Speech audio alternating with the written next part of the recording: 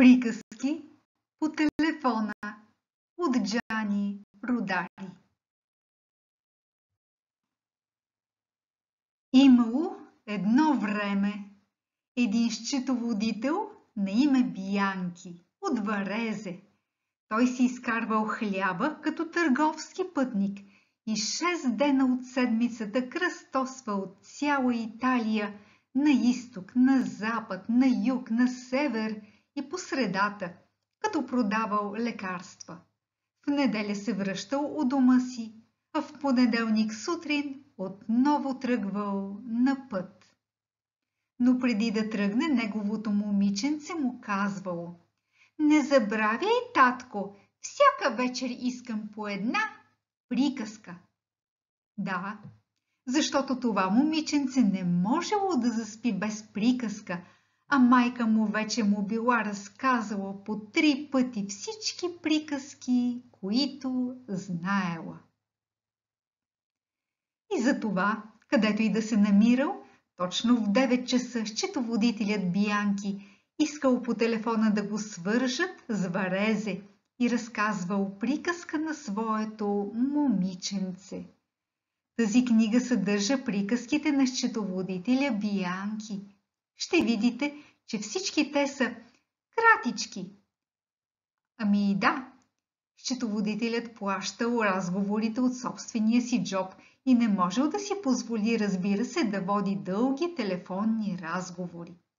Само когато търговията му потръгнала, той се разрешавал да увеличи дозата.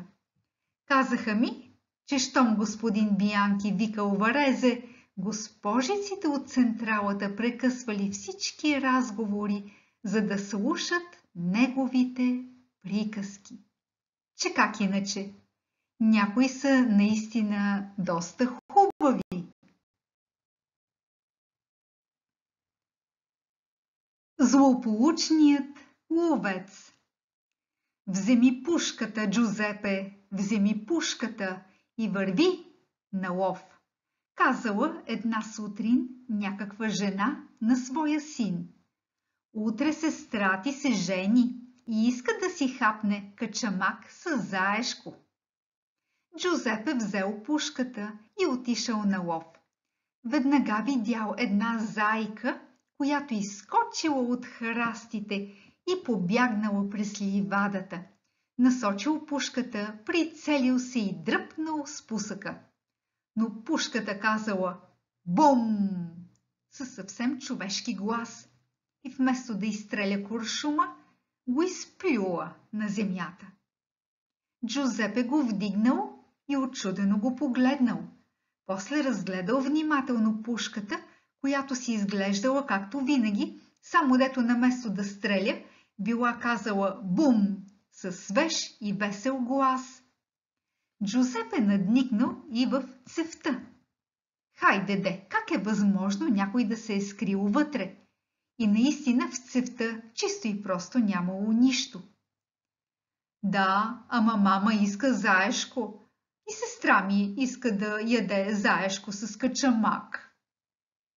Тъкмо тогава същата зайка отново минала пред Джузепе, но този път носела хубав бял вуал на главата си, украсен с портокалови цветове, и вървяла с ситни крачки, забола поглед в земята. „Я!" казал Джузепе. „И зайката отива да се жени. Няма що, трябва да стрелям по някой фазан." И наистина по-навътре в гората видял фазан. Той се разхождал безстрашно по пътеката, както в първия ден на лова, когато фазаните още не знаят какво е пушка. Джузепе се прицелил, дръпнал спусъка и пушката казала „Бам!" дори „Бам-бам!", както би казало някое детенце с дървена пушка в ръка. Куршумът паднал на земята и уплашил няколко червени мравки, които хукнали да се крият под един бор. „Ама че работа!" казал Джузепе, който бил почнал да се ядосва. „Много ще се зарадва мама, като ме види да се връщам с празна торба." Фазанът, който се бил шмугнал в храстите, като чул бамкането, сега пак се появил на пътеката. Този път го следвали малките му, наредени в редица, готови да прихнат да се смеят, а за тях майката, важна и доволна, сякаш била спечелила първа награда. Драго ти е, значи, измърморил Джузеп. Отдавна вече си омъжена, а сега по какво да стрелям? Той пак напълнил пушката много внимателно и се огледал. Имало само един кос на един клон, който подсвирквал, сякаш го предизвиквал. Стреляй! Стреляй! И Джузеп е стрелял, но пушката казала банк, както децата, които четат комикси. При това се чул и шум, който приличал на кискане. Косът си свирокал по-весело отпреди, сякаш казвал: ти стреля, ти чу, а брадата ти порасна цял пръст. Така и очаквах, казал Джузепе. Ясно, днес пушките стъчкуват. Добър лов ли удари Джузепе? Попитала го майка му, като се върнал. Да, мамо, ударих 3 ядеца, тлъсти и хубави. Кой знае колко ще са вкусни с качамак. Дворец от сладолед. Някога в Болония построили дворец от сладолед точно на големия площад и децата идвали отдалече да си поближат. Покривът бил от разбита сметана, пушекът от комините от захарен памук, комините от захаросани плодове. Всичко останало било от сладолед, врати от сладолед, стени от сладолед, мебели от сладолед. Едно детенце се хванало за една маса и взело да ближе краката й един по един, докато масата се стоварила върху него с всичките чинии, а чиниите били от шоколадов сладолед, най-хубавия. Общинският пазач забелязал по едно време, че един прозорец се разтапя. Стъклата били от ягодов сладолед и се превръщали в розови ручейчета. Бързо! Извикал пазачът. Още по-бързо! И всички се нахвърлили да ближат колкото можело по-бързо, за да не отиде на вятъра нито капчица от този шедьовър. Кресло, молела една бабичка, която не успяла да си пробие път в тълпата. Кресло за една бедна старица, кой ще ми го донесе? С облегалки за ръцете, ако е възможно. Един благороден пожарникар изтичал да донесе кресло от сладолед, с крем и шамфастък, и бедната старица грейнала от щастие, започнала да го ближе, тъкмо от облегалките за ръце. Велик ден бил този и по заповед на лекарите никого не го заболял коремът. И сега още, когато децата искат голям сладолед, родителите въздишат. Да, разбира се, на тебе няма да ти стигне и цял дворец, като онзи в Болония. Разходката на един разсеян. Мамо, отивам да се разходя. Добре, Джовани, но внимавай, като пресичаш улицата. Добре, мамо, довиждане, мамо. Винаги си разсеян. Да, мамо, довиждане, мамо.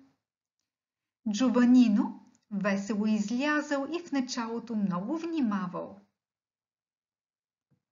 От време на време спирал и се пипал. Цял ли съм? Да, и сам се смеел. Тъй бил доволен, задето внимава, че заподскачал като връбче, но после се заплеснал по витрините, колите, облаците и, разбира се, започнали неприятностите. Един господин много учтиво го порицал. Колко си разсеян, виждаш ли, вече си загубил едната си китка. Вярно, колко съм разсеян! Почнал да търси китката си, но намерил вместо нея една консервена кутия. Дали наистина е празна? Я да видим. А какво ли е имало вътре преди да стане празна? Навярно не е била празна още от началото. Джовани забравил, че търси китката си. После забравил и кутията, защото видял куцо куче. И ето, за да настигне куцото куче, преди то да завие зад ъгъла, изгубил цялата си ръка. Но дори и не забелязал, а продължил да тича. Една добра жена му извикала: Джовани, Джовани, ръката ти! Къде ти? Той изобщо не чувал. Ех, нищо, казала добрата жена, ще я занеса на майка ти. Отишла в къщата на Джовани. Госпожо, ето ръката на синчето ви. Ах, този разсеян син, не зная вече какво да правя и какво да казвам. Да, всички деца са такива. След време пристигнала друга добра жена. Госпожо, намерих това стъпало. Дали не е на Джовани? Да, разбира се, че е негово. Познавам го. По пробитата обувка. Ах, какъв разсеян син ми се падна. Не зная вече какво да правя и какво да казвам. Да, всички деца са такива. След малко пристигнала една старица, после чиракът на фурнаджията, после един ватман, дори една пенсионерка учителка и всички те носили по някое парченце от Джовани, крак, ухо, нос. Ама може ли да има по-разсеяно момче от моето? Госпожо, всички деца са такива. Най-после пристигнал Джовани, подскачайки на един крак, без уши, без ръце, но весел както винаги, весел като връбче, а майка му поклатила глава, стъкмила го и го целунала. Нищо ли не липсва, мамо? Послушен ли бях, мамо? Да, Джовани, наистина беше много послушен. Дворецът за чупене. Някога в Бусто Арзицио хората се безпокоели, че децата чупели и разваляли всичко. Да не говорим за изтърканите подметки, за панталоните и за училищните чанти. Но те чупели и стъклата, като рители топка, чупели чиниите по масите и чашките в кафенето, не пробивали стените само защото не разполагали с чукове. Родителите не знаели вече какво да правят и какво да казват и се обърнали към кмета. Да сложим глоба, предложил кметът. Много благодарим, възгликнали родителите, само че ще плащаме с парченца от счупени паници. За щастие по уния места имало много счетоводители. На всеки 3 души имало по един и всички те смятали отлично. Най-добре от всички смятал счетоводителят Гамберони, един възрастен господин, който имал много внуци и голям опит по отношение на парченцата от счупени паници. Той взел хартия и молив и направил сметка на щетите, които децата от Бусто Арзицио нанасяли, като чупили толкова хубави неща.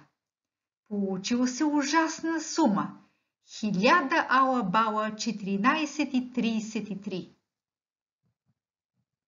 С половината от тази сума, доказал счетоводителят Гамберони, можем да построим дворец за чупене и ще задължим децата да го натрушат на парчета, ако не се излекуват чрез тази система. Няма изобщо да се излекуват. Предложението било прието. Дворецът построен като 2 и 2, 4 и 4-8. Бил висок 7 етажа. Имал 99 стаи. Всяка стая била пълна с мебели и всички те били отрупани с съдове, вази, да не говорим за огледалата и крановете за чешми. В деня на откриването връчили на всички деца по един чук и придаден от кмета сигнал, вратите на двореца за чупене били отворени. Жалко, че телевизията не дошла на време, за да предаде гледката.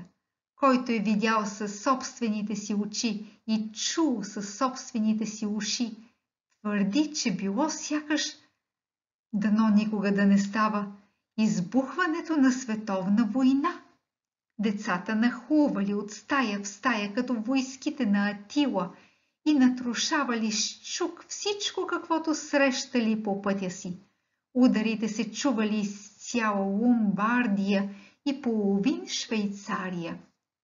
Дечица, високи колкото опашката на котка, се били заели с гардероби, големи като крайцери, и усърдно ги раздробявали, докато останала купчинка с търботини. Дечица от детски ясли, хубави и милички, в своите розови и небесно-сини престилчици, старателно тъпчели сервизите за кафе, като ги превръщали в ситен прах, с който си пудрели личицата. До края на първия ден не останала здрава чаша. Накрая на втория ден се свършили столовете.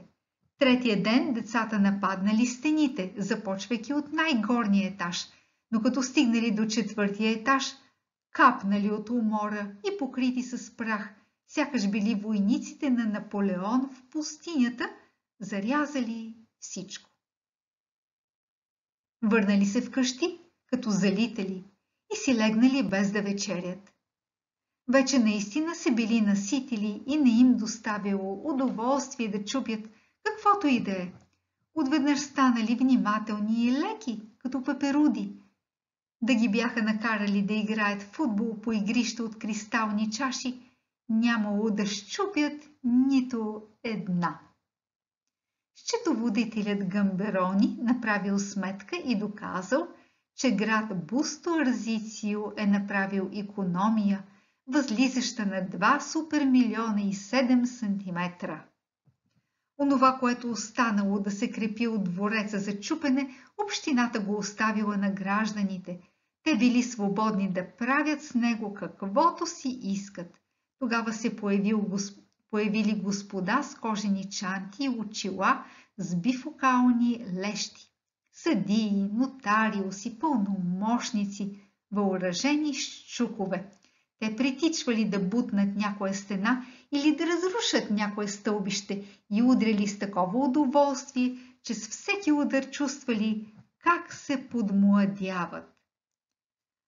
По-хубаво, отколкото да се караш за жената, казвали весело те. По-добре, отколкото да разбиваш пепелници и чиниите от хубавия сервиз, подарък от леля Мирина. И с все сила замахвали с чуковете. В знак на благодарност град Бусто Арзицио присъдил на счетоводителя Гамберони медал с сребърна дупка.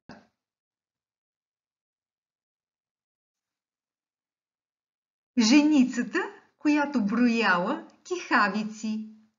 Някога в Гавирате имало една женица, която си прекарвала дните, като брояла кихавиците на хората, после споделяла с приятелките си резултатите от своите сметки и заедно клюкарствали по този повод.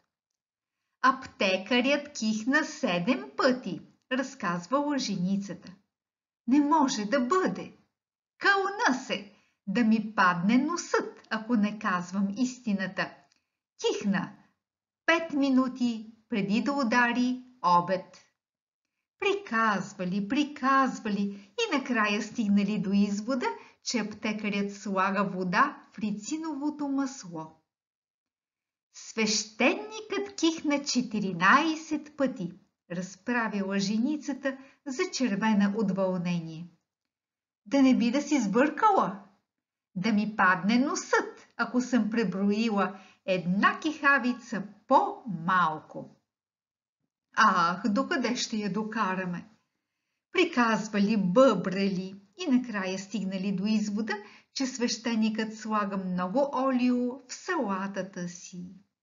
Веднъж женицата и нейните приятелки, които били повече от 7, заедно застанали под прозорците на господин Делио, за да подслушват. Но господин Делио изобщо не кихал, защото не употребявал емфие и не бил хремав. Нито една кихавица, рекла женицата. Тук има нещо подозрително. Има, казали приятелките. Господин Делио ги чул, сложил пълна шепа пипер в пръскачката, с която убивал мухи и без да го забележат, го духнал върху клюкарките, свити под прозореца. Хапчио, казала женицата. Хапчи, хапчи, рекли приятелките. И се разкихали в надпревара. Аз кихнах повече пъти от вас, казала женицата. Ние кихахме повече, казали приятелките. Хванали се за косите, заблъскали се, задърпали се, разкъсали си дрехите и всяка загубила по един зъб. След този случай женицата не продумала вече на своите приятелки, купила си бележник и молив и самичка обикаляла. Като чуела някой да киха, отбелязвала с кръстче. Когато умряла, хората намерили бележника, пълен с кръстчета и си казали: гледайте, трябва да си отбелязвала всички добрини, които е правила. И колко са много, ако тя не отиде в рая, значи никой няма да отиде. Страната без остриета. Джованино Денгуба бил голям пътешественик. Пътувал той, пътувал и ето, че попаднал в някаква страна, където ъглите на къщите били заоблени, а покривите не завършвали с остър връх, а с мека гърбица. По дължината на улицата били насадени розови храсти и на Джованино му хрумнало да закачи роза на петлицата си. Докато откъсвал розата, внимавал да не се ободе, но забелязал, че тръните сякаш били от гума, само гаделичкали по ръката. Я гледай, възгликнал Джованино. И зад храста се показал един общински пазач и му се усмихнал. Не знаете ли, че е забранено да се берат рози? Много съжалявам, но и не помислих за това. Добре, тогава ще платите само половин глоба, казал пазачът така вежливо. Сякаш бил масленото човече, което завело Пинокио в страната на игрите. Джованино забелязал, че пазачът пише разписка за глобата с молив без връх и не се сдържал. Извинете, може ли да погледна сабята ви? С удоволствие ще ви я покажа, отговорил пазачът. Разбира се, и сабята била без острие. Но що за страна е вашата? Страната без остриета, отвърнал пазачът толкова учтиво, сякаш с думите, които изговарял, били написани с главни букви. А пирони употребявате ли? Отдавна сме ги забранили. Всичко лепим с лепило. А сега, моля, ударете ми 2 плесника. Джованино зяпнал, сякаш се готвил да глътне цяла торта наведнъж. Моля ви се, не искам да ме бутнат в дрънголника за посегателство над служебно лице. По-скоро на мен би трябвало да ми ударят 2 плесника, а не аз да ги удрям. Но тук е прието така, обяснил вежливо пазачът. цяла глоба 4 плесника, половин глоба 2 плесника. Ама на пазача ли? На пазача. Но това е несправедливо, това е ужасно. Разбира се, че е несправедливо, разбира се, че е ужасно, отговорил пазачът. Това е толкова противно, че хората, за да не бъдат принудени да удрят плесници на невинните, внимават и не вършат нищо противозаконно. Хайде, ударете ми 2 плесника и друг път внимавайте. Но аз не бих желал и да ви потупам по бузата, най-много да ви погаля. Щом е така, решил пазачът, трябва да ви придружа до границата. И Джованино, засрамен, бил принуден да напусне страната без остриета. И днес още той мечтае да се върне в страната с най-вежливи обноски и да поживее в някоя къщичка с покрив без връх.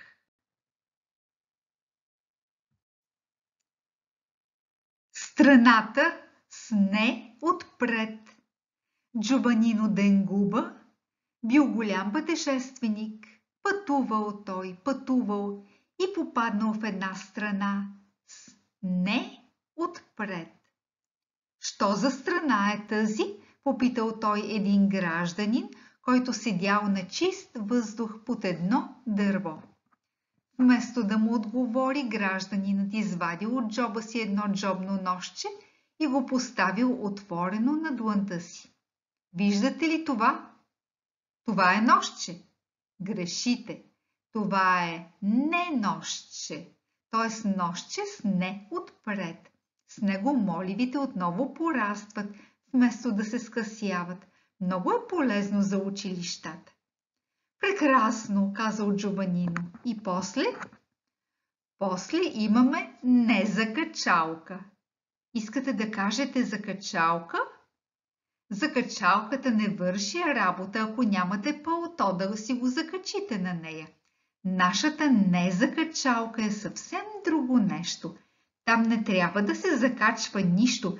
Всичко си е закачено. Ако имате нужда от шлифер, отивате при нея и си го откачате. Който има нужда от сако, не трябва да ходи и да си купува, минава край незакачалката и го откача. Има летни незакачалки и зимни незакачалки, мъжки незакачалки и дамски. Така се пестят много пари.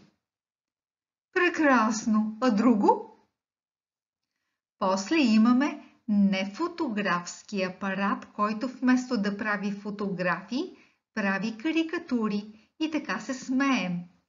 После имаме нетоп. Бррр, ужас! Нищо подобно. Нетопът е обратното на топ и служи за разваляне на войните. Как работи? Много лесно. И едно дете може да си служи с него. Ако има война, свирим с не тръбата, стреляме с не топа и войната веднага се разваля. Каква чудна страна е тая страна, с не отпред. Хората от масло. Големият пътешественик и известен изследовател Джованино Денгуба попаднал веднъж в страната на маслените хора. Огреело ли слънцето тия хора? Те се размеквали. Трябвало да стоят винаги на хладно и живеели в град, където вместо къщи имало хладилници.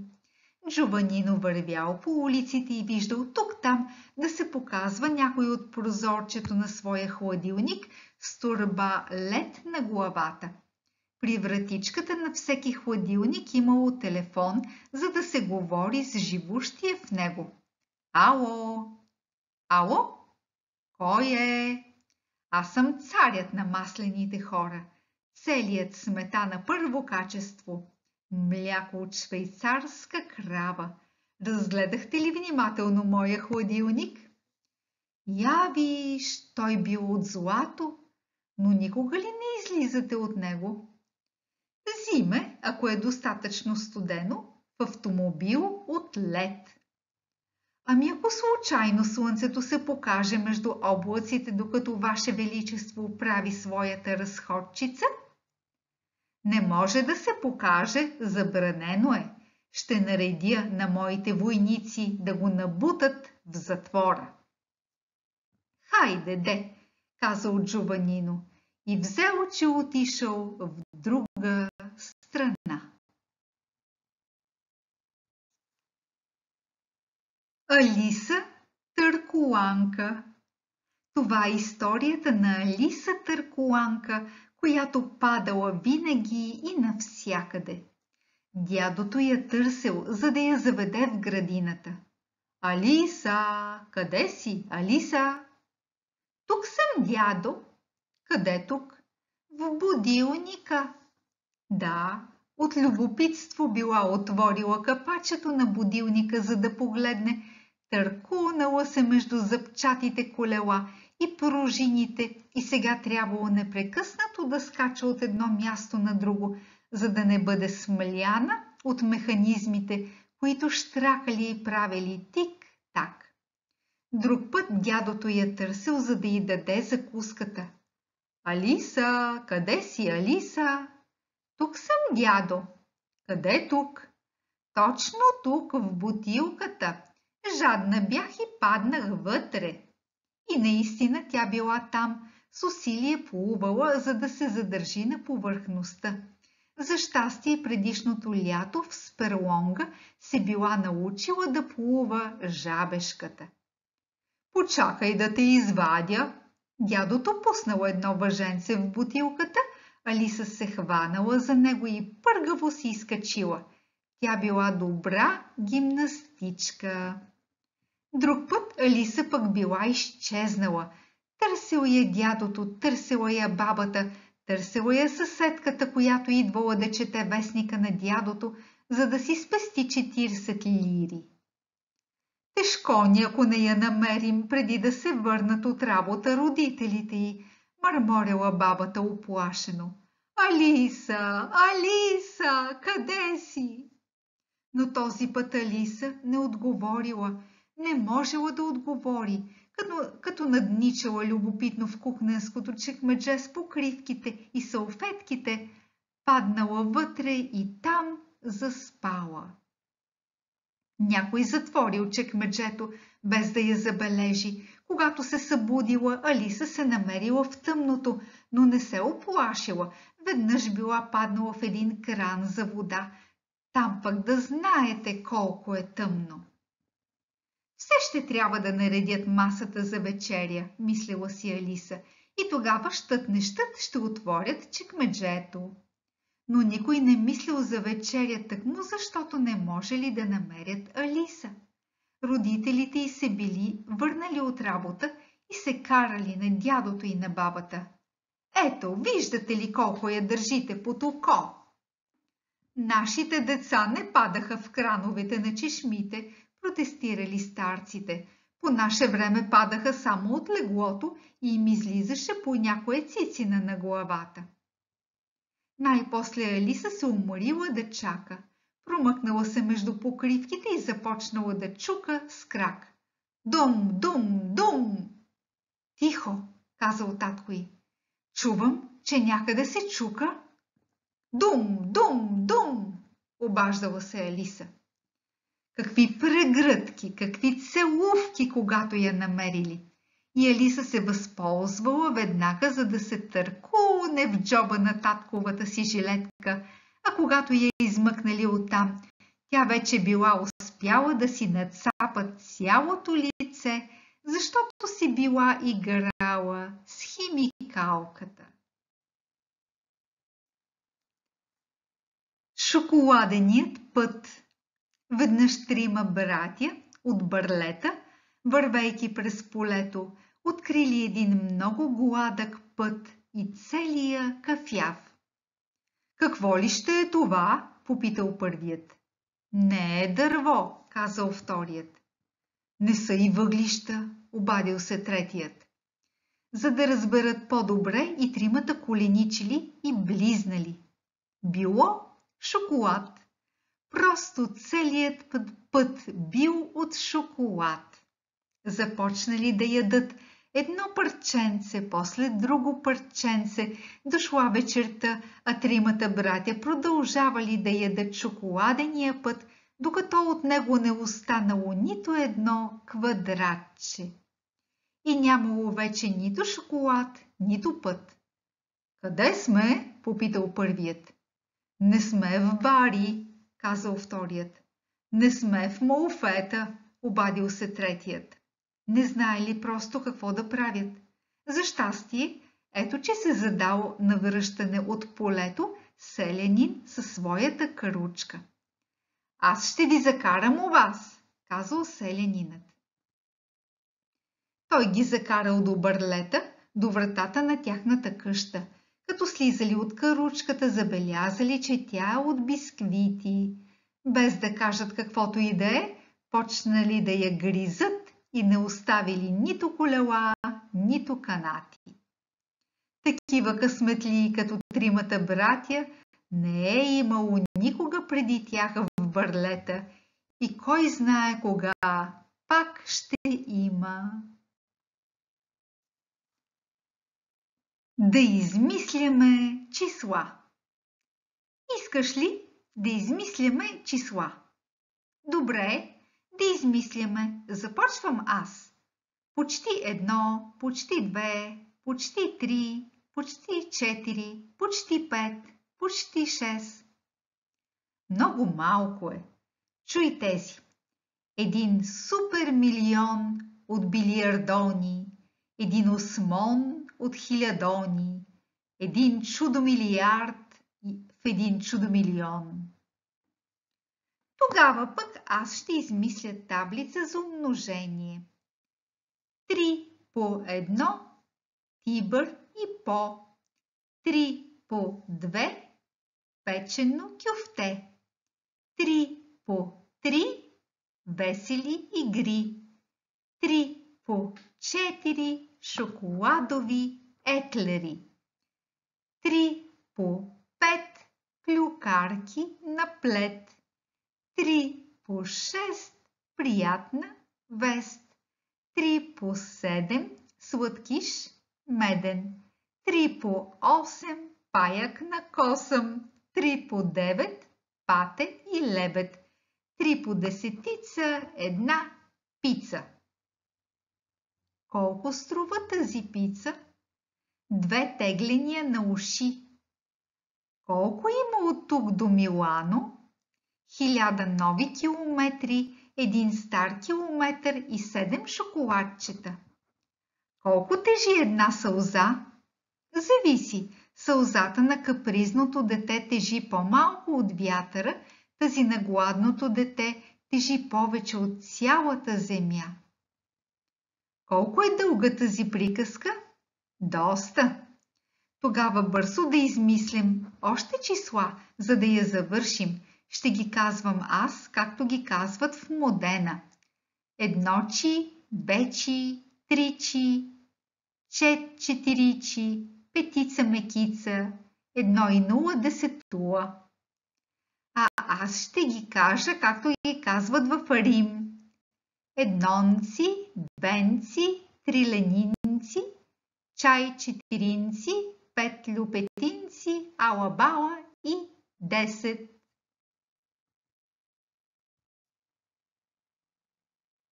Брив, брув, брав. 2 деца си играли в спокойния двор, като измисляли специален език, на който да разговарят, без другите да разбират. Брив, брав, казало едното дете. Брав, бров, отговорило другото. И двете шумно се разсмели. На балкона на първия етаж бил седнал добър стар господин, който си четял вестника, а на прозореца отсреща се била показала една възрастна госпожа, ни добра, ни лоша. Колко са глупави тия деца, казала госпожата. Старият господин не бил съгласен. Не мисля така. Да не искате да кажете, че разбрахте какво си казаха. Смятам, че всичко разбрах. Едното дете каза: какъв хубав ден! Другото отговори: утре ще бъде по-хубав. Госпожата се намусила, но си замълчала, защото децата отново заговорили на своя език. Мараски, барабаски, пипиримоски, казало едното. Бруф, отговорило другото. И отново избухнали в смях. Да не кажете, че и това разбрахте, обадила се възмутено старата госпожа. Да, разбира се, всичко разбрах, отговорил усмихнат стария господин. Едното дете каза: колко сме доволни, че живеем. А другото отговори: светът е прекрасен. Ама дали пък наистина е чак прекрасен, заяла се старата госпожа. Бриф, бруф, брав, отвърнал старият господин.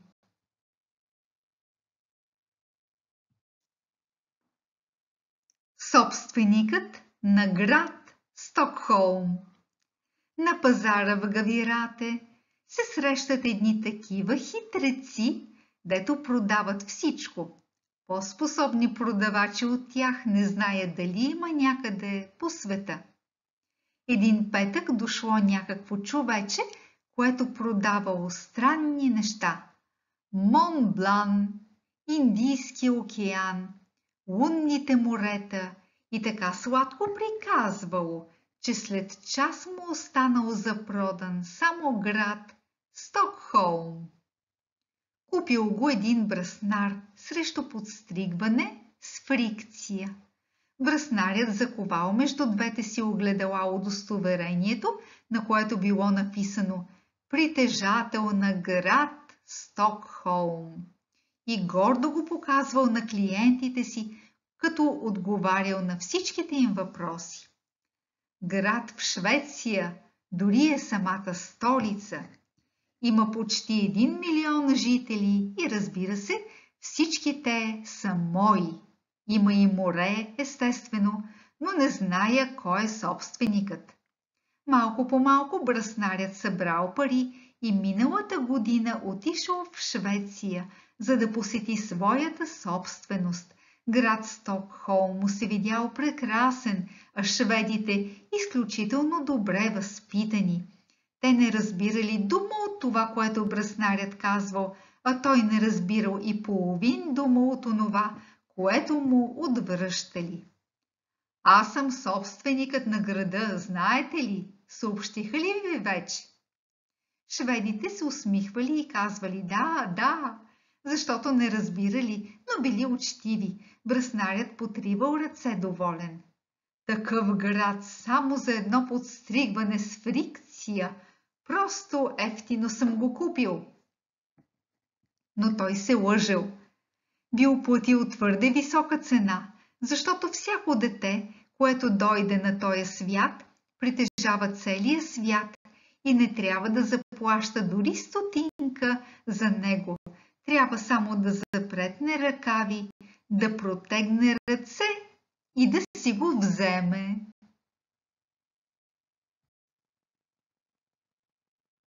Носът на краля. Веднъж Джованино Денгуба решил да отиде в Рим и да пипне носа на краля. Приятелите му искали да го разубедят и казвали: внимавай, това е опасна работа. Ако кралят се разсърди, ще загубиш собствения си нос заедно с главата. Но Джованино бил упорит. Още докато стягал куфара си, отишъл да се поупражни при свещеника, кмета и старшията на карабинерите.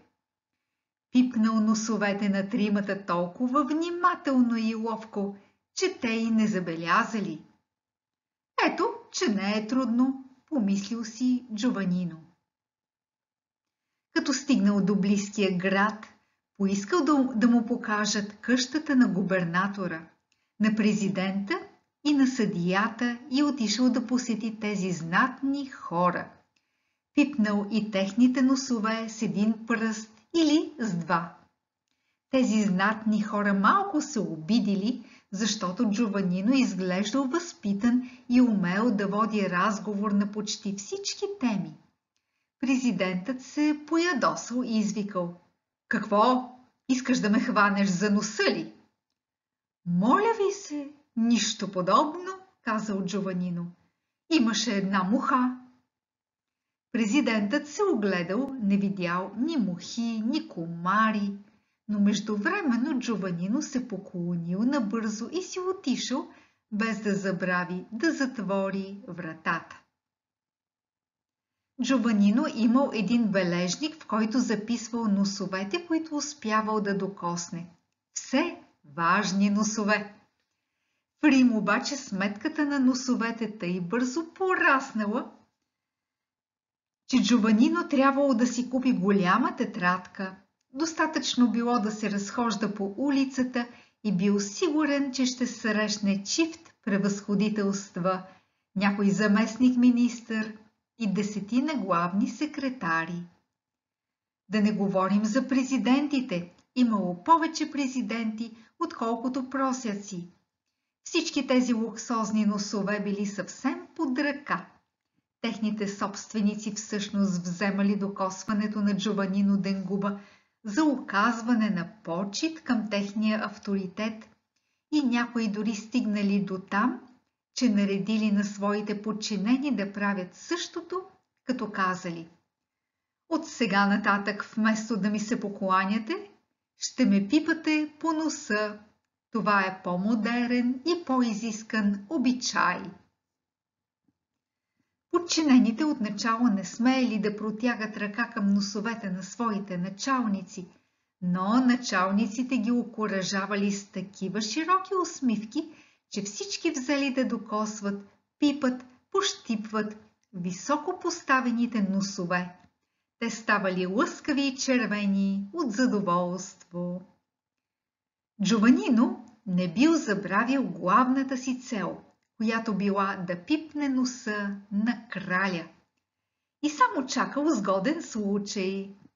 Това станало по време на една процесия.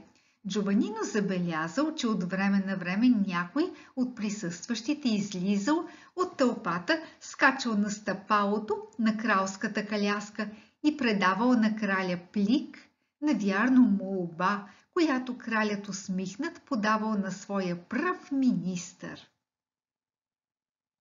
Когато каляската приближила, Джованино скочил на стъпалото и докато кралят му отправил предразполагаща усмивка, му казал: „С ваше позволение“, протегнал ръка и с края на пръста си докоснал върха на носа на негово величество. Кралят, удивен, си хванал носа, отворил уста да каже нещо, но Джованино с един заден скок се намерил на сигурно място сред тълпата. Избухнали силни ръкопляскания и веднага други граждани побързали с въодушевление да последват примера на Джованино. Скачали върху каляската, улавяли краля за носа и го разклащали. „Нов начин за изразяване на почит, Ваше Величество!“ мърморел усмихнат първия министър в ухото на краля. Но на краля не му било чак толкова до усмивки. Носът го заболял и започнал да капе.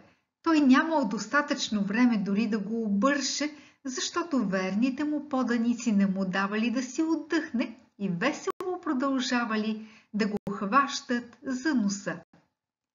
Джованино се върнал на село доволен. Знаменитият валеж в Пюмбино. Веднъж в Пюмбино завалели бомбони. Падали като големи зърна град, но били с различни цветове – зелени, розови, виолетови, сини. Едно дете налапало зелено зърно, ей тъй, за опит, и открило, че ухае на мента. Друго дете опитало червено зърно. То миришело на ягода. Бомбони! Бомбони! И всички се втурнали по улиците да си пълнят джобовете. но не успявали да съберат всичко, защото валяло силно. Валежът траял кратко, но оставил улиците покрити с килим от благоуханни бомбони, които скърцали под краката. Учениците на връщане от училище намерили достатъчно, за да си напълнят чантите. Стариците си били направили хубави вързопчета от кърпите, които носят на главите си. Знаменит ден било. И сега много хора чакат от небето да завалят бомбони, но оня облак не е минавал вече нито над Пюмбино, нито над Торино и може би няма да мине дори и над Кремона.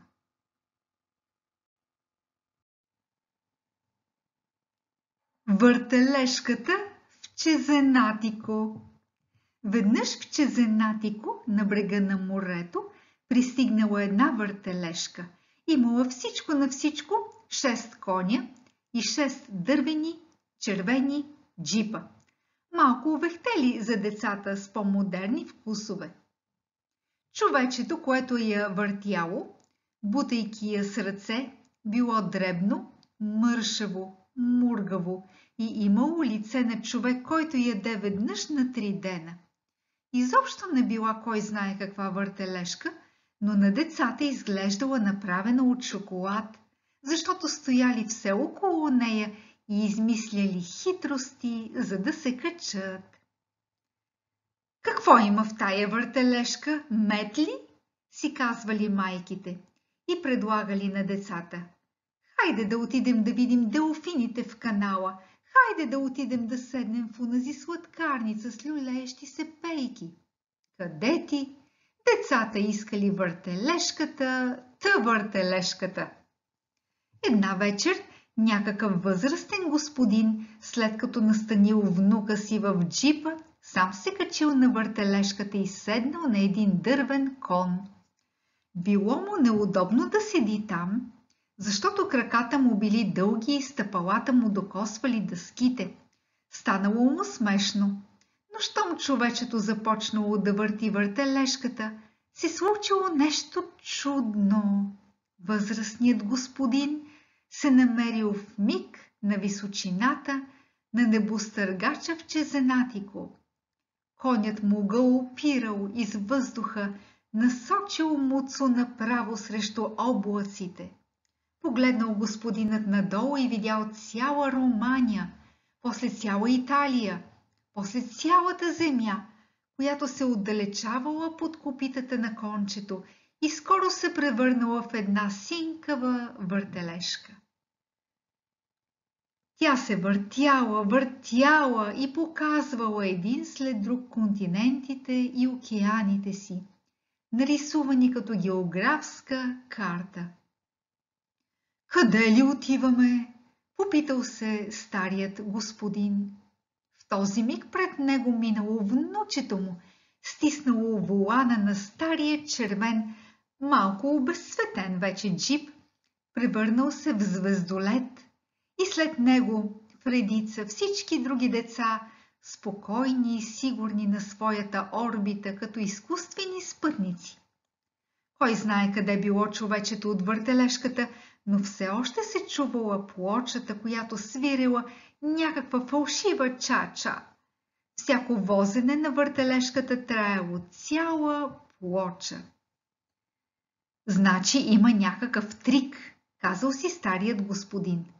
Това човече трябва да е магьосник. После си помислил, ако за една плоча направим пълна обиколка на земята, ще бием рекорда на Гагарин. Сега космическият керван летял на Тихия океан с всичките му островчета, Австралия с кенгурата, които подскачали, Южния полюс, където милиони пингвини седели с вдигнат нос, но нямало време да ги преброят. Вместо тях се виждали вече американските индианци. Те давали сигнали с пушек и ето небостъргачите на Ню Йорк, ето и само един единствен небостъргач, който бил на Чезенатико. Плочата била свършила. Старият господин се огледал втрещен. Той пак бил на старата тиха въртележка на брега на Адриатика и мургавото мършаво човече я спирало внимателно и плавно. Старият господин слязал, залитайки. Слушайте, казал той на човечето. Но то нямало време да му обърне внимание. Други деца били седнали на кончетата и джиповете и въртележката потеглила за нова обиколка на света. Вижте! Извикал старият господин малко ядосан. Човечето не го и погледнало. То засилвало въртележката. Виждали се да обикалят веселите лица на децата, които търсили тия на родителите си. Наредили се в кръг, всички с насърчителна усмивка. Дали е магиосник това нищо и никакво човече? Дали е магическа тази машинка, въртяща се под звуците на една фалшива ча-ча? Карай да върви, казал си старият господин. По-добре е да не споделям с никого. Може би ще ми се смеят зад гърба и ще ми кажат: не знаете ли, че на вашата възраст е опасно да се качвате на въртележка, защото ще ви се завие свят? На плажа в Остия. На няколко километра от Рим е плажът на Остия и лятно време римляните ходят там с хиляди. На плажа не остава място да се изкопае дупка с лопатка и който пристигне последен, не знае къде да забие чадъра си. Веднъж на плажа в Остия дойде странен господин, един наистина духовит господин. Пристигна последен с чадър под мишница и не намери място, за да го постави. Тогава го отвори, пипна нещо по дръжката и чадърът веднага се издигна във въздуха, прескочи хиляди и хиляди чадъри и отиде да застана точно на брега на морето, но на 2 или 3 метра над другите чадъри. Чудатият господин отвори лежащия си стол и с него заплава във въздуха и стегнал се под сянката на чадъра, измъкна от джоба си книга и започна да чете, дишайки морския въздух, наситен с сол и йод. Хората отначало не го забелязваха. Седяха си под чадърите, мъчеха се да видят късче море между главите на онези, които бяха пред тях, или решаваха кръстословици и никой не гледаше нагоре. Но по едно време една госпожа чу, че нещо пада на чадъра й, помисли, че е топка и скочи да се скара на децата, огледа се, погледна нагоре и видя чудатия господин надвиснал над главата й. Господинът гледаше надолу и каза на госпожата: извинявайте, госпожо, падна ми книгата. Моля ви, може ли да ми я подхвърлите? Госпожата от изненада тупна на пясъка и тъй като беше много дебела, не успя да се дигне. Притичаха роднините, за да й помогнат, а госпожата без да говори им показа с пръст хвърчащия чадър. Моля ви се, повтори чудатият господин, бихте ли ми подхвърлили книгата? Не виждате ли, че оплашихте леля ни? Много съжалявам, но съвсем нямах такова намерение.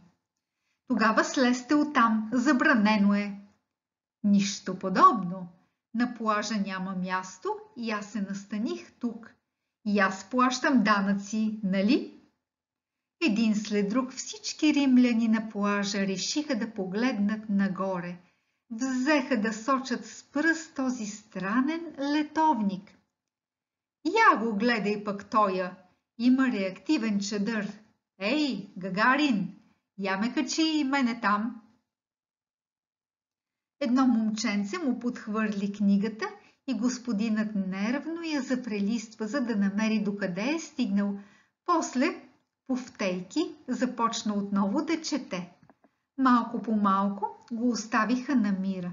Само децата от време на време гледаха нагоре с завист, а най-храбрите викаха: „Господине, господине!“ Какво има? Защо не ни научите и нас да седим така във въздуха? Но господинът изповтяваше и продължаваше да чете. Когато наближи залезът, чадърът отлетя с едно леко подухване на вятъра. Чудатият господин се приземи на пътя, близо до мотоциклета си, качи се на седалката му и си отиде. Кой знае кой беше той и кой знае откъде беше купил онзи чадър. Мишлето от комиксите. Едно мишле от комиксите, уморено от живота си по страниците на вестника, пожелало да смени вкуса на хартията с вкуса на сиренето. То подскочило чевръсто и се озовало в света на мишките от плът и кръв. „Свър-бър!“ възгликнало веднага то, усещайки миризмата на котка. „Как го каза?“ зашушукали си другите мишки, смутени от тази странна дума. „Дран-прас, гъл-гъл“, казало мишлето, което говорило само езика на комиксите.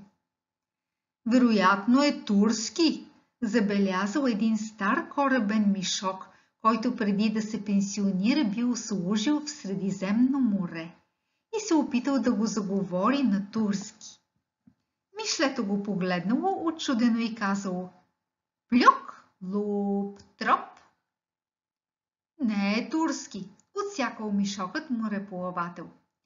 „Тогава какво е?“ „Кой го знае?“ Така го и нарекли. Кой го знае? И го смятали малко за глупака на селото. „Кой го знае?“ питали го те. „Кое ти харесва повече, кашкавала или сиренето?“ „Дрън, хак, трат-та-там“, отговаряло мишлето от комиксите. „Иди, че разбери“, смеели се другите, а най-малките го дърпали нарочно за опашката, за да го чуят да протестира по онзи смешен начин. Брум, пляс, скръц! Веднъж отишли на лов в една мелница, пълна с чували с бяло и жълто брашно. Мишките забили зъбки в тази благинка и задъвкали така, сякаш били на норма, издавайки звука, който всички мишки издават, когато дъвчат. Хрус, хрус, хрус. А мишлето от комиксите правило: ам, мляс, мзог. „Научи се поне да се храниш като възпитаните хора“, измърморил мишокът мореплавател. „Ако бяхме на кораб, вече щеше да си изхвърлен в морето. Даваш ли си сметка, че този шум е отвратителен?“ „Хлауч“, казало мишлето от комиксите и отново се пъхнало в един чувал с царевица. Тогава мореплавателят направил жест на другите и те тихомълком се измъкнали, изоставяйки чужденеца на неговата съдба, уверени, че той никога няма да намери обратния път за дома. Известно време мишлето продължило да дъвче. Когато най-после забелязало, че е останало само, било вече тъмно, за да потърси пътя и решило да прекара нощта в мелницата. Почти заспивало, когато изведнъж в тъмното се запалили два жълти светофара и се чуло зловещото шумолене на 4 крак ловец. Котарак. „Свър-бър“, изпискало мишлето, потръпвайки. „Мръгмяу“, отговорил котаракът. Небеса, това бил котарак от комиксите. Племето на истинските котки го било изгонило, защото не можел да каже мяу така, както трябва. Двамата отритнати се прегърнали, кълнейки се в вечно приятелство и прекарали цялата нощ, като разговаряли на странния си език от комиксите и чудесно се разбирали. Историята на царство Лапандия. В далечната старинна страна Лапандия, на изток от херцогство Пияния, царувал пръв Лапан, храносмилателят, наречен така, защото след като изгълтвал спагетите си, изяждал и чинията и прекрасно смилал всичко. Наследил трона му Лапан II, наречен Три лъжици, защото докато лапал чорба, употребявал 3 сребърни лъжици едновременно. По една държал във всяка ръка, третата я държала царицата и тежкои, ако не била препълнена.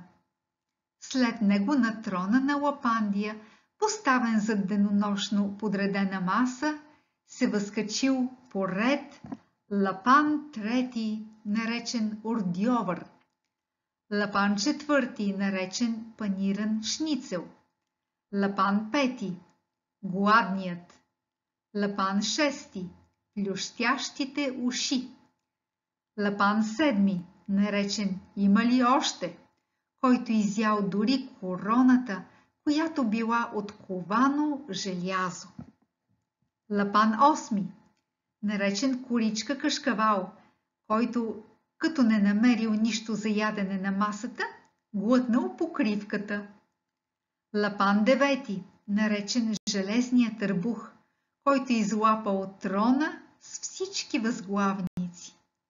Така династията свършила.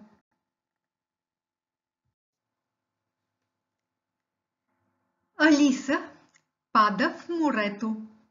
Веднъж Алиса Търколанка отишла на морето, влюбила се в него и не искала да излезе от водата. Алиса, излез от водата, викала я майка й. Ето, ида, отговаряла Алиса, но си мислила, ще остана във водата, докато ми пораснат перки и стана риба. Вечер, преди да си легне, си гледала раменете в огледалото, за да види дали растат перки или поне някоя сребърна люспа, но откривала само песечинки, ако не се била измила добре на душа. Една сутрин слязла на плажа по-рано от обикновено и срещнала едно момче, което събирало морски таралежи и миди. Хлапакът бил рибарски син и морските работи ги разбирал много. Знаеш ли как може човек да стане риба? Попитала го Алиса. Веднага ще ти покажа, отговорило момчето. То оставило на един камък кърпичката, в която събирало таралежите и мидите и се хвърлило в морето. Минала 1 минута, минали 2. Момчето не се появявало на повърхността. Но ето, че се появил един делфин, който се премятал между вълните и хвърлял весели пръски във въздуха. Делфинът дошъл да си играе в краката на Алиса, но тя не изпитала ни най-малък страх. След малко делфинът с изящен удар на опашката избягал. На негово място се появило момчето, което събирало морски таралежи и се усмихнало. Виждаш ли колко е лесно? Видях, но не зная дали аз ще мога. Опитай. Алиса се хвърлила в морето, като горещо желаяла да се превърне в морска звезда. Но вместо това паднала в една мида, която се прозявала и веднага затворила черупките си, като пленила Алиса и всичките й мечти. Ето отново неприятности, помислило си момиченцето. Но каква тишина, какво свежо спокойствие тук долу и тук вътре. Колко хубаво ще е да може човек да живее на дъното, като някогашните сирени. Алиса въздъхнала. Сетила се за майка си, която си мислила, че детето е още в леглото. Сетила се за баща си, който тъкмо тази вечер трябвало да дойде от града, защото било събота. Не мога да ги оставя сами, много ме обичат. Този път ще се върна на земята. Като блъснала с ръце и крака, успяла да отвори мидата достатъчно, за да изскочи и да се върне на повърхността на водата. Момчето с таралежите вече било далеч. Алиса не разказала на никого какво й се е случило. Войната на камбаните.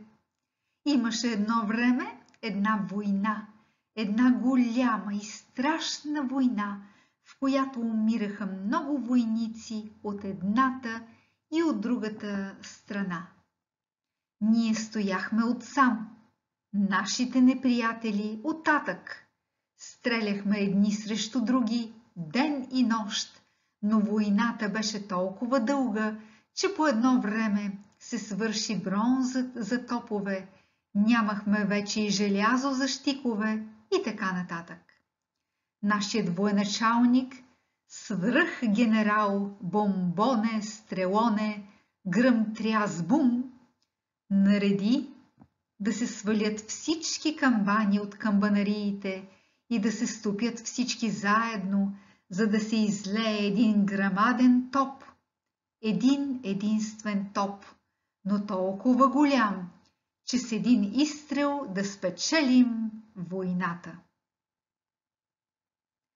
За да се повдигне този топ, бяха нужни 100 000 крана.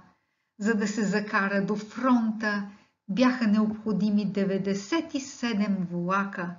Свръхгенералът потриваше доволен ръце и казваше: когато моят топ започне да стреля, неприятелите ще избягат чак на луната. Настъпи великият миг. Свръхтопът беше насочен към неприятеля. Ние бяхме натъпкали ушите си с памук, защото гърмежът можеше да ни пукне тъпанчетата и дори Евстахиевата тръба. Свръхгенерал Бомбоне Стрелоне Гръмтрясбум заповяда: огън! Един артилерист натисна лоста и внезапно от единия до другия край на фронта се чу едно мощно дин-дан-дон. Ние измъкнахме памука от ушите си, за да чуваме по-добре. Дин-дан-дон гърмеше свръхтопът и 100 000 пъти ехото го повтаряше по всички долини. Дин-дан-дон! Огън! Изрева свръхгенералът втори път. Огън по дяволите! Артилеристът натисна наново лоста и наново един празничен концерт от камбани се разнесе от окоп в окоп. Сякаш биеха едновременно всички камбани на нашата родина. Свръхгенералът си скубеше косите от яд и ги скуба, докато му остана само един косъм. После настъпи миг тишина. И ето, че от другата страна на фронта, като подаден знак, отговори едно весело дин-дан-дон. Защото трябва да знаете, че и на главнокомандващия на неприятелите смърт маршал фон Бонбонен Стрелоне Гръмтрясбум било хрумнало да излее един свръхтоп от камбаните на своята страна. Дин-дан ехтеше сега нашият топ. Дон! Отговаряше неприятелският и войниците от двете войски изкачаха от окопите, тичаха едни срещу други, танцуваха и викаха: камбаните, камбаните, празник е, мирът избухна. Свръхгенералът и свръхмаршалът се качиха на своите автомобили и бягаха, докато им се свърши бензинът, но звуците на камбаните продължаваха да ги преследват.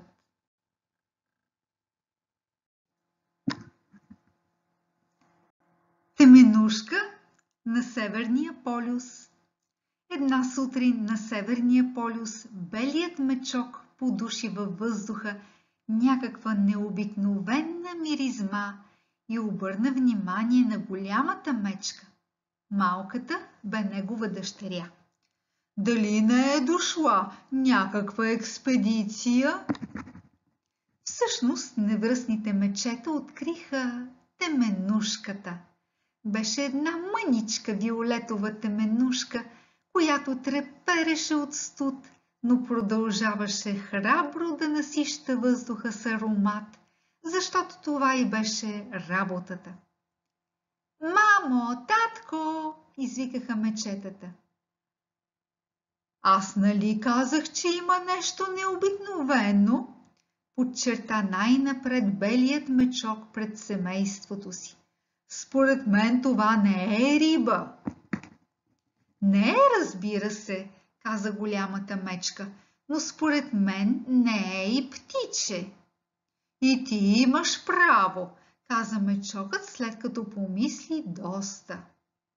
Преди да падне вечерта, над целия полюс се разнесе новината. Едно странно, малко, благоуханно същество с виолетов цвят се появило сред ледената пустиня. То стояло на един крак и не се движело. Дойдоха да видят теменушката, тюлени и моржове. От Сибир дойдоха северни елени, от Америка мускусни бикове и от още по-далече бели лисици, вълци и морски свраки. Всички наблюдаваха непознатото цвете, неговото треперещо стебло. Всички вдъхваха аромата му, но пак оставаше достатъчно за уния, които идваха последни, да подушат.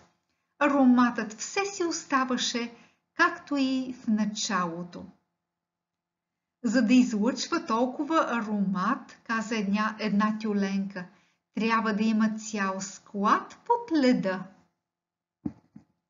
Аз още кога го казах това, възгликна белият мечок. Казах, че има нещо скрито покрито. Не бе казал точно така, но никой не си спомняше. Една морска сврака, изпратена на Южния полюс да събере сведения, се върна със съобщението, че малкото благоуханно същество се нарича теменушка и че в някои страни ги има с милиони. Сега знаем колкото и преди, забеляза тюленката.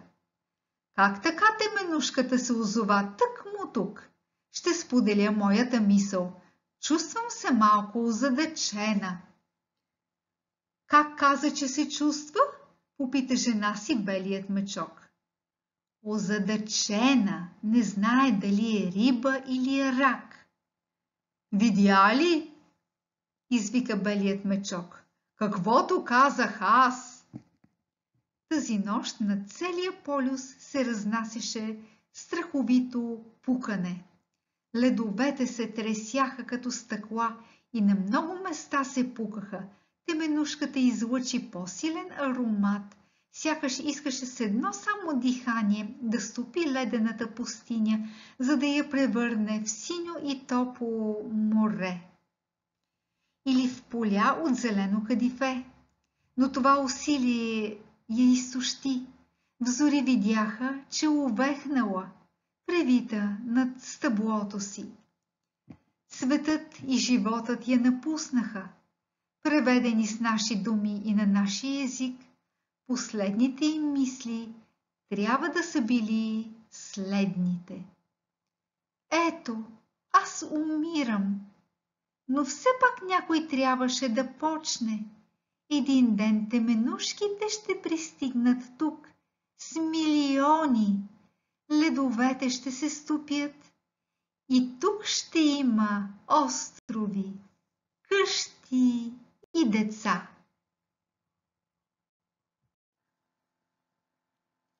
Младият рак. Един млад рак си помислил: защо всички от моя род вървят заднишком? Искам да се науча да крача напред като жабите и да ми падне опашката, ако не успея. Започнал тайно да се упражнява между камъните на родния поток. Първите дни това начинание му струвало големи усилия. Непрекъснато се блъскал, охлузвал бронята си и сам си настъпвал някое краче. Но малко по малко нещата потръгнали, защото имали желание, човек може всичко да научи. Когато вече бил напълно сигурен в себе си, той се представил на близките си. Казал им: гледайте сега! И устремно затичал напред. Сине мой! Избухнала в плач майка му. Да не ти хлопа някоя дъска! Опомни се, крачи, както баща ти и майка ти са те учили. Ходи като своите братчета, които толкова те обичат. Неговите братя обаче само се кискали. Баща му го гледал строго и отсякал. Достатъчно! Ако искаш да останеш при нас, върви като другите раци. Ако искаш да постъпваш на своя глава, потокът е голям, тръгвай и не се връщай. Храброто раче обичало близките си, но твърде много си вярвало, че е на прав път, за да се двуми. Прегърнало майка си, простило се с баща си и своите братя и тръгнало по света. Минаването му изненадало няколко жаби. Старите клюкарки се били събрали да си побъбрят около едно лилиево листо. Светът е тръгнал назад, казала една от жабите. Погледнете този рак и кажете, права ли съм? Няма вече благопристойност, отсякла друга жаба. Уви, уви, забайкала се трета. Но рачето продължило право напред. Сега е време да го кажем по своя път. Ето, че чуло да го вика един стар и тъжен рак, застанал край голям камък. Добър ден, поздравил младият рак. Старият го наблюдавал продължително, после казал: какво си въобразяваш, че правиш? И аз, когато бях млад, вярвах, че мога да науча раците да вървят напред. И ето какво спечелих. Живея съвсем сам и хората предпочитат да си отрежат езика, вместо да ми продумат. Послушай ме, докато още не е късно. Примири се и прави каквото правят другите. Един ден ще ми благодариш за съвета.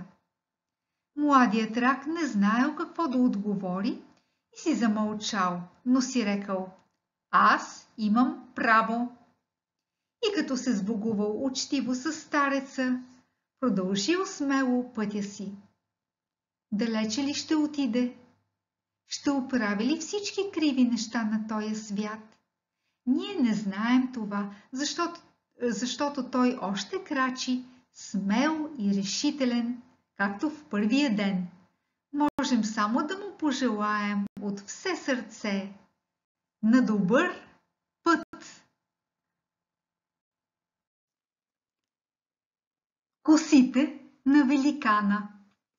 Имало някога 4 братя. 3 били дребнички, но доста хитри, а 4-тият бил великан с огромна сила, но бил много по-малко хитър от другите. Силата му била в ръцете, а умът в косите. Неговите хитри братчета му подрязвали косите късо, за да е винаги глупак. Карали го да върши цялата работа, че бил много силен, а те го надзиравали и натъпквали в джобовете си печалбата. Той трябвало да оре нивите, той трябвало да цепи дърва, да върти колелото на мелницата, да тегли каруцата като кон, а неговите хитри братчета седели на капрата и го подкарвали с плющене на къмшик. И докато седели на капрата, наблюдавали главата му под око и казвали: „Колко ти отиват късите коси! Ах, истинската красота не е в кадриците. Гледайте този кичур, който е провиснал. До вечера трябва да го подрежем с ножиците.“ И през това време си намигали, весело се побутвали с лакът, а на пазара натъпквали парите в джобовете си, отивали в кръчмата и оставяли великана да пази колата. Давали му достатъчно да яде, за да може да работи. Когато бил жаден, винаги му поднасяли да пие, но само вино от чешмата. Един ден великанът се разболял. Неговите братя, от страх, че ще умре, докато още е способен да работи, довели най-добрите лекари на селото да го лекуват. Давали му да гълта най-скъпите лекарства и му носили закуската в леглото. Един му нагласял възглавниците, друг оправял одеялото и му говорили: „Виждаш ли колко те обичаме, затова не умирай, не ни натъжавай.“ Толкова се тревожили за него, че забравили да наблюдават косите му. Косите имали достатъчно време да порастат, както не били расли никога, а заедно с косите се върнал и умът на великана. Той започнал да разсъждава, да наблюдава своите братя, да смята колко прави 2 и 2 и 4 и 4. Накрая разбрал колко са били подли, а той глупав, но нищо не казал. Почакал да му се възвърнат силите и една сутрин, докато братята му още спели, той станал, вързал ги като салами и ги натоварил на каруцата. „Къде ни караш, скъпи братко? Къде караш любимите си братчета?“ „Сега ще видите.“ Завел ги на гарата, набутал ги във влака така, както били вързани, и на прощаване им казал само: „Вървете си и не се показвайте вече по тия места. Достатъчно сте ме лъгали. Сега сам съм си господар.“ Влакът изсвирил, колелетата се завъртели, а трите братчета кротко си останали по местата и от тогава никой не ги е видял.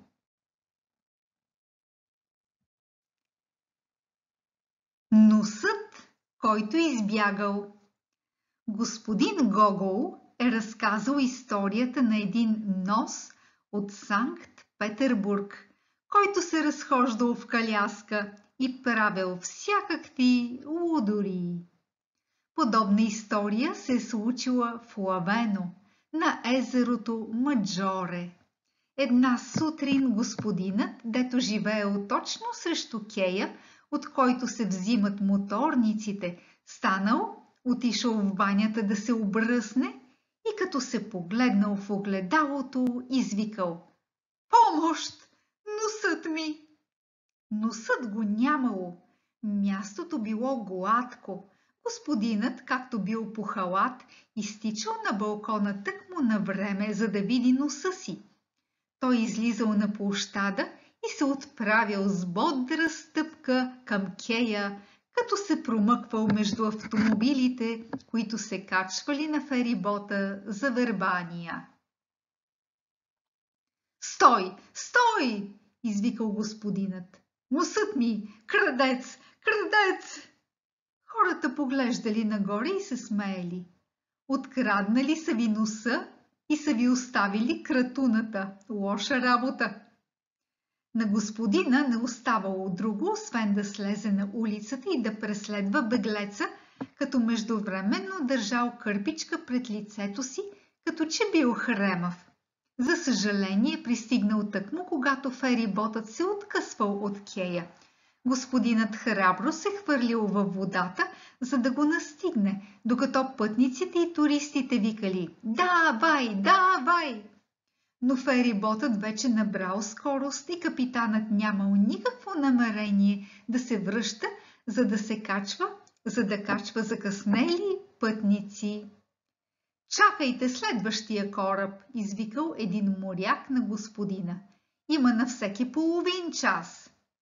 Господинът, обесърчен, се прибрал към брега, когато видял своя нос проснал над водата една перелина, като свети Юлий в легендата, да плава с малка скорост. «Значи не си взел кораба, значи това е било номер, а?» извикал господинът. Носът гледал втренчено пред себе си като стар езерен вълк и дори не благоволил да се обърне. Пелерината се вълнувала леко като медуза. «Ама къде отиваш?» извикал господинът. Носът не отговорил, а неговият нещастен собственик се примирил, стигнал до пристанището на Лавено и трябвало да мине сред тълпа любопитни, за да се върне вкъщи, където се заключил, като дал нареждане на прислужницата да не пуска никого при него. Той почнал да прекарва времето си, гледайки в огледалото лицето си без нос.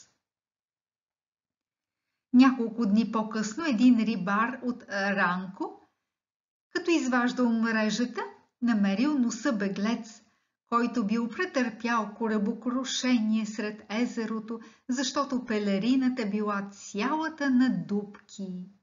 Рибарят решил да отнесе носа на пазара в Лавено. Прислужницата на господина, която била отишла на пазара, за да купува риба, веднага видяла носа, изложен на показ между калениците и щуките. «Но това е носът на моя господар!» извикала тя ужасена. «Дайте ми го веднага да му го занеса!» «Не ме интересува чие. Уловил съм го и го продавам.» «За колко?» «Колкото тежи, толкова злато искам. Това е нос, а не костур.» Прислужницата изтичала да уведоми господаря си. «Дай му каквото пожелае, искам си носа.» Прислужницата направила сметка, че ще трябват сума пари, защото носът бил доста дебел. Трябвало да се заплатят ужасно 13 и половина. За да събере тази сума, прислужницата трябвало да продаде и обиците си, но тъй като била много привързана към господаря си, ги пожертвала с въздишка. Купила носа, завила го в кърпичка и го занесла вкъщи. Носът се оставил кротко да бъде отведен, не се бунтувал, дори когато неговият собственик го приел с треперещи ръце. «Но защо избяга? Какво съм ти направил?» Носът го погледнал накриво, набръчкал се от неудоволствие и казал: «Слушай, не сипахай вече пръстите в носа, или поне си режи ногтите.»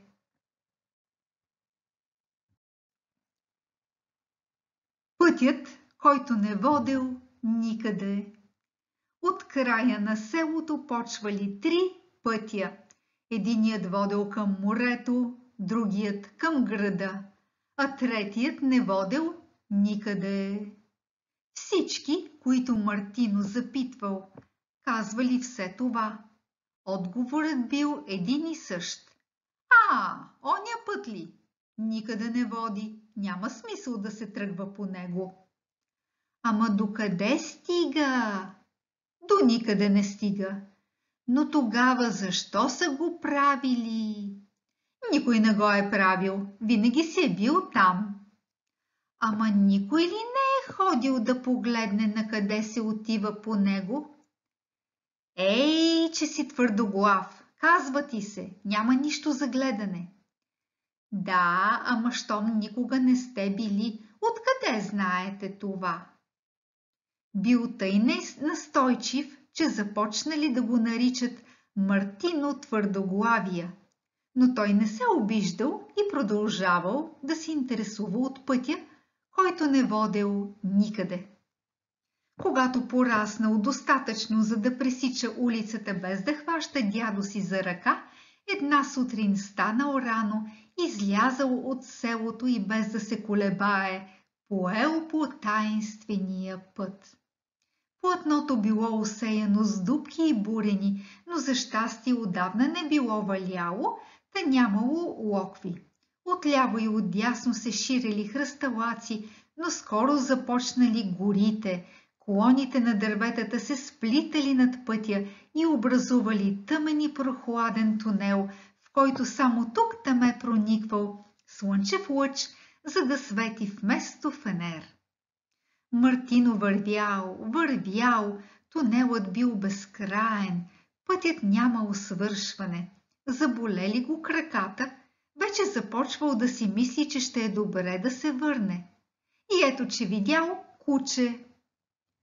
Където има куче, има къща или поне човек, помислил си Мартино. Кучето изтичало срещу него, замахало опашка и му близнало ръцете.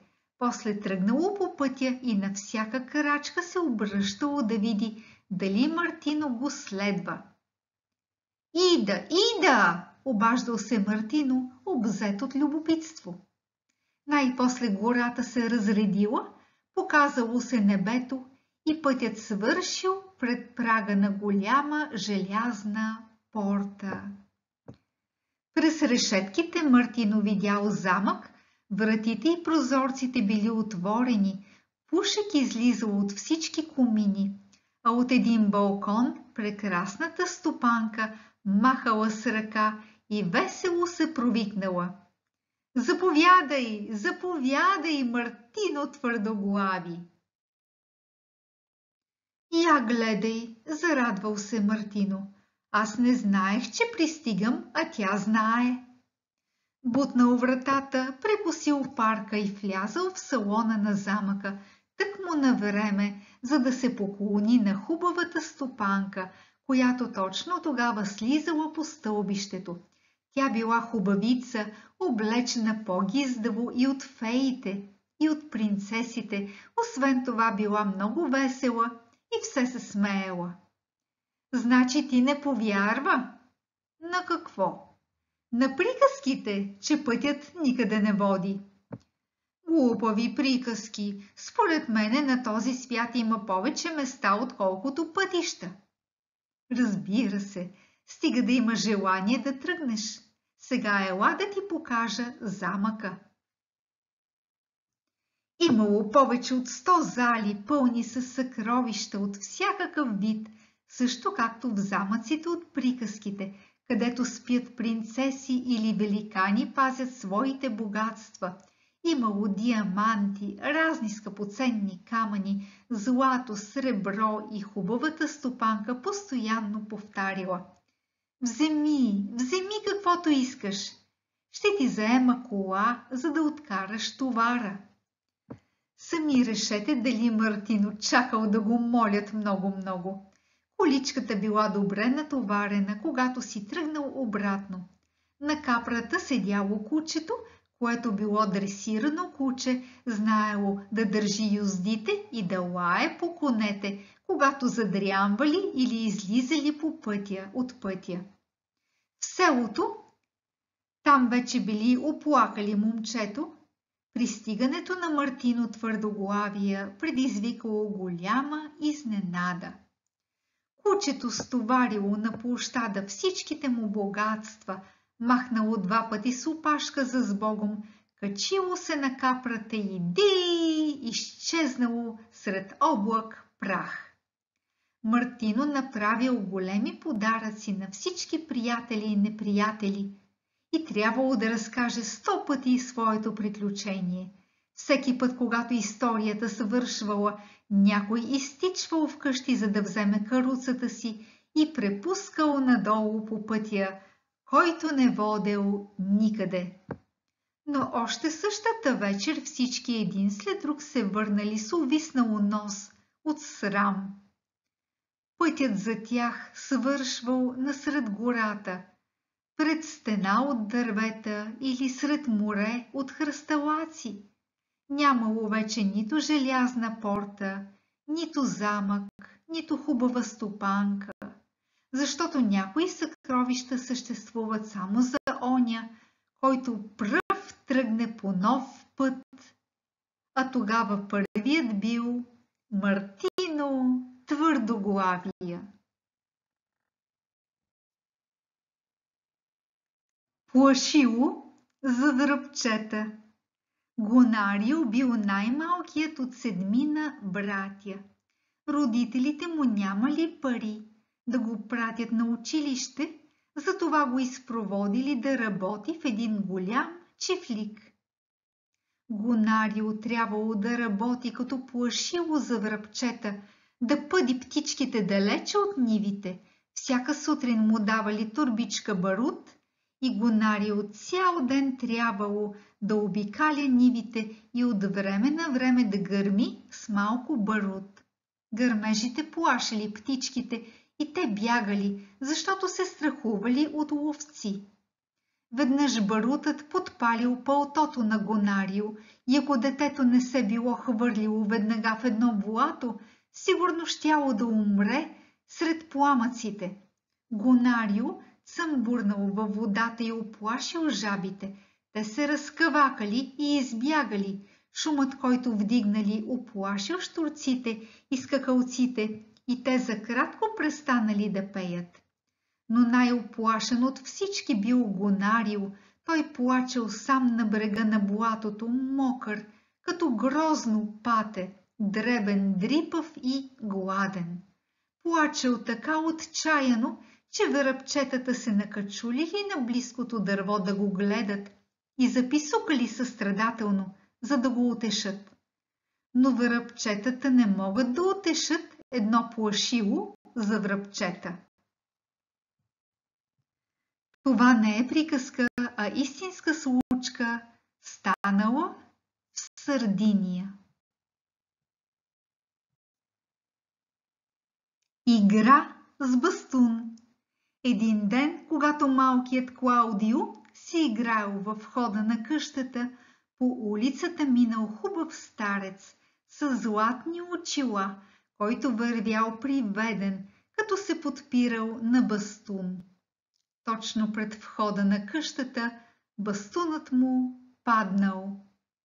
Клаудио с готовност го вдигнал, подал го на стареца, но той се усмихнал и казал: „Благодаря, не ми е нужен. Прекрасно мога да вървя и без него. Ако ти трябва, задръж го.“ И без да чака отговор, се отдалечил и изглеждал много по-прегърбен от преди. Клаудио останал с бастуна в ръце и не знаел какво да прави. Бастунът си бил обикновен дървен бастун с извита дръжка и железен шип. Нямало нищо друго по-особено за отбелязване. Клаудио ударил 2-3 пъти с шипа по земята, после почти без да забележи, възседнал бастуна и ето, че това вече не било бастун, а кон. Един чудесен жребец с бяла звезда на челото, който започнал да обикаля в галоп двора като цвилел, а изпод подковите му хвърчали искри.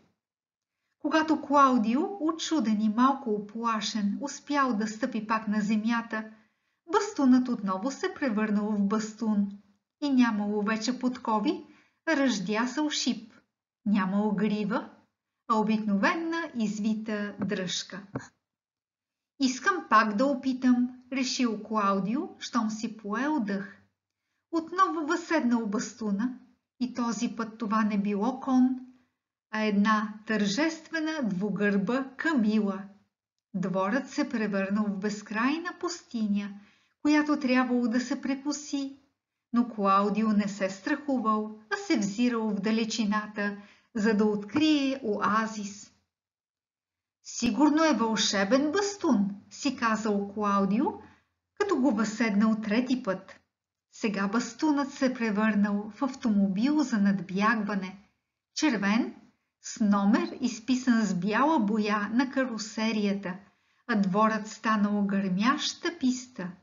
Клаудио пристигал винаги пръв на финала. После бастунът станал моторница. Дворът езеро със спокойни зелени води. После звездолет, който раздирал пространствата, оставяйки след себе си бразда от звезди. Всеки път, когато Клаудио стъпвал на земята, бастунът отново приемал миролюбивия си вид, с лъскава дръжка и стар шип. Следобедът бързо изтекал в тия игри. Към вечерта Клаудио погледнал случайно на улицата и ето, че се връщал старецът с златните очила. Клаудио го погледнал с любопитство, но не видял в него нищо особено. Старец като всеки старец, малко уморен от разходката. Харесва ли ти бастунът? Попитал той усмихнат Клаудио. Клаудио помислил, че си го иска и му го подал, като се изчервил. Но старият господин направил отрицателен знак.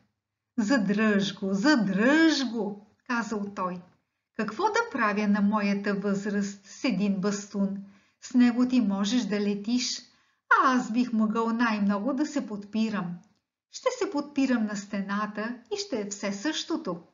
И си отишъл усмихнат, защото няма по-щастлив човек на света от оня старец, който може да подари нещо на някое дете. Старите пословици.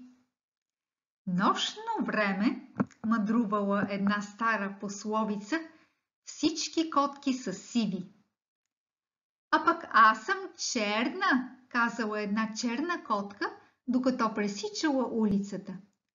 Не е възможно. Старите пословици винаги имат право. И все пак аз съм черна, повторила котката. От изненада и огорчение старата пословица паднала от покрива и си счупила кръка. Друга стара пословица отишла на футболен матч, повикала на страна един играч и му пошушнала на ухото. На вълка му е дебел врата, защото сам си върши работата. Футболистът се опитал да рита сам топката, но се отекчавал до смърт и никога не можел да победи, затова се завърнал в отбора. От разочарование старата пословица се разболяла и се наложило да й махнат сливиците. Веднъж се срещнали 3 стари пословици, но щом отворили уста, започнали да се карат. Доброто начало е половината на работата, казала първата.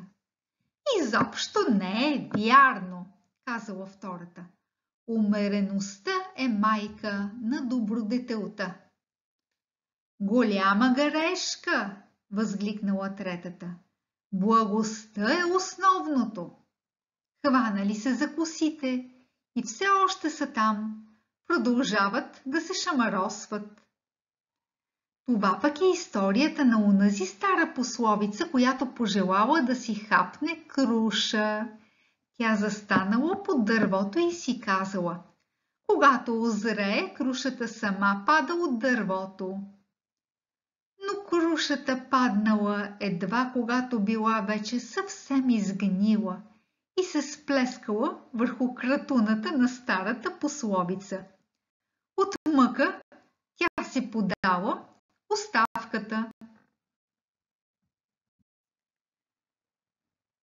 Аполония Мармаладова.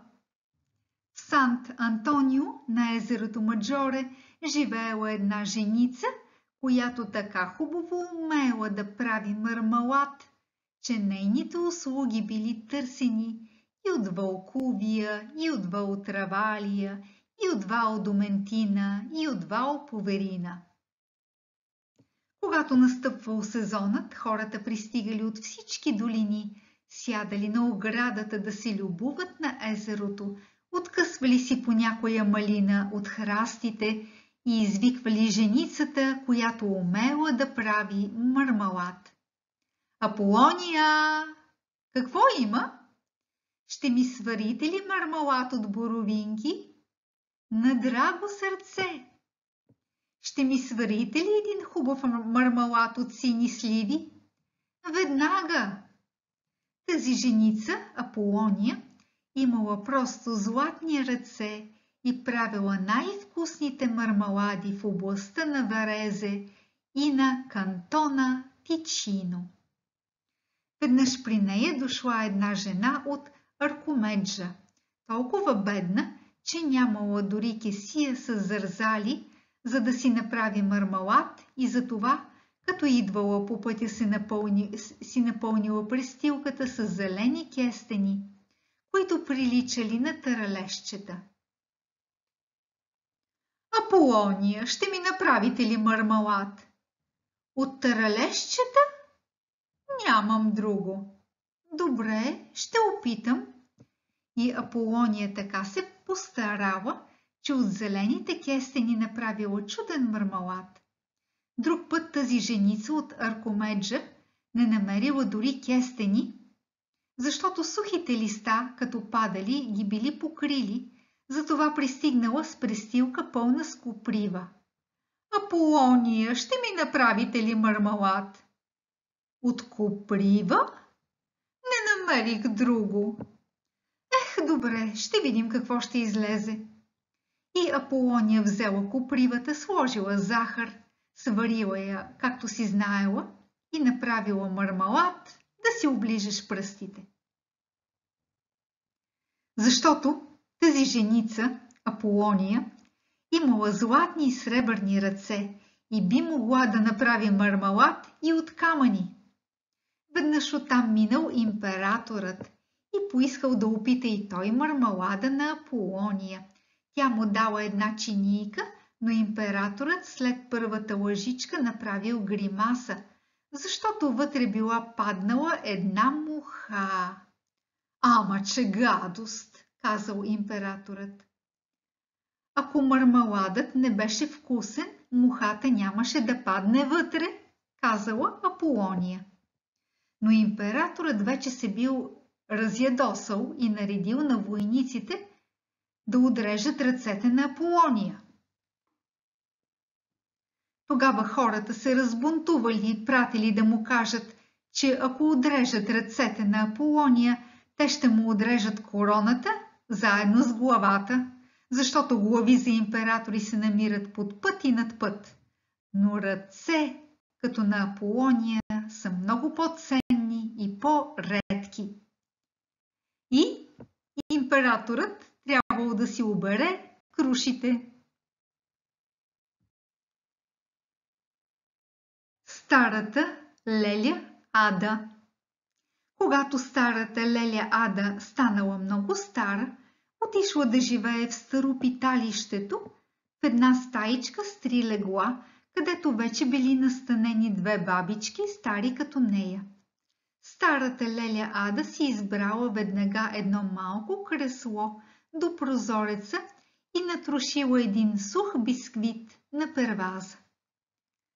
Много добре, сега ще се завъдят мравки, казали злобно двете други бабички. Но вместо да се завъдят мравки, от градината на старопиталището долетяло едно птиче, изкълвало с удоволствие бисквита и отлетяло. Видяхте ли, мърморили стариците, какво спечелихте? Накълва се и отлетя. Също като нашите деца, които се пръснаха по света кой знае на къде, а за нас, които ги отгледахме, не си спомнят вече. Старата леля Ада не казала нищо, но всяка сутрин натрушавала по един бисквит на перваза на прозореца и птичето идвало да кълве винаги по едно и също време, точно като пенсионер. И ако закуската му не била готова, да знаете само как се ядосвало. След известно време птичето довело и своите малки, защото си било свило гнездо и му се били излюпили 4 птиченца. Те също кълвели с удоволствие бисквита на старата леля Ада и също идвали всяка сутрин, ако не им била приготвена закуската, вдигали голям шум. Дошли са вашите птичета, казвали тогава стариците на леля Ада с малко завист. И тя изтичвала, така да се каже, със ситни крачки до скрина, намирала някой сух бисквит между плика с кафето и плика с ментовите бомбони и през това време говорила: „Спокойно, спокойно, ето ме, Ида!“ Мърморили другите бабички. Ако можеше, като сложим един бисквит на прозореца и нашите деца да се върнат. А вашите, лелю Ада, къде са вашите? Старата леля Ада не знаела къде били. Може би в Австрия, може би в Австралия. Но не се отпускала, начупвала бисквита на птичетата и им говорила: „Яще, хайде яще, иначе няма да имате достатъчно сили да летите.“ И когато изкълвавали всичко, добавила: „Хайде, вървете, вървете, какво чакате още? Крилата са направени за летене.“ Стариците клатели глави и мислели, че старата леля Ада е малко побъркана, защото макар да била стара и бедна, все още имала какво да подарява и не искала дори да й благодарят. После старата леля Ада умряла. Нейните синове узнали чак след като минало много време и нямало смисъл вече да се тръгва на път за погребението. Но птичетата се връщали цялата зима на перваза на прозореца и се възмущавали, че старата леля Ада не е приготвила бисквита.